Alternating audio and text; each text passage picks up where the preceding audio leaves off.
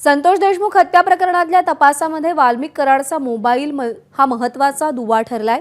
या हत्या प्रकरणामध्ये आरोपपत्र सादर करण्यात आलंय आणि यामध्ये वाल्मिक कराडच्या तिन्ही फोनमधून मिळालेल्या माहितीच्या आधारे खंडणी आणि हत्येच्या तपासातील बरेच मुद्दे तपास यंत्रणेने अधोरेखित केलेत। या फोनवरून झालेल्या संभाषणाच्या आवाजाचे नमुने तपास यंत्रणेने घेतलेले आहेत। गोविंद शेळके आपल्याला अधिक अपडेट देतील। गोविंद, या संपूर्ण तपासामध्ये फोन कसा महत्त्वाचा ठरला?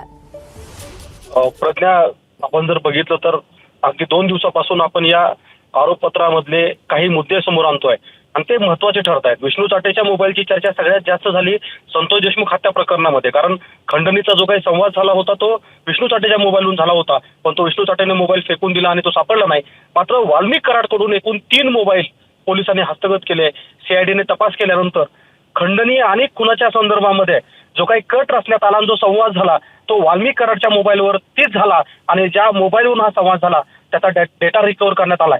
त्या डेटामधूनच आपण बघतोय की कशा प्रकारच्या संवादातून हा कट रचला गेला आणि संतोष देशमुख यांचा फोन झाला। त्यामुळे संतोष देशमुख यांच्या एकूण या हत्याकांडामध्ये मोबाईलचा फार मोठा वाटा होता, ज्याचा वापर सीआयडीने केला आणि आपण बघतोय की आरोपपत्रामध्ये या सगळ्या आरोपींना भोवती फास आळवण्यासाठी मोबाईल महत्त्वाचे ठरले। गोविंद, धन्यवाद दिलेल्या माहितीसाठी। एबीपी माझा, उघडा डोळे बघा नीट।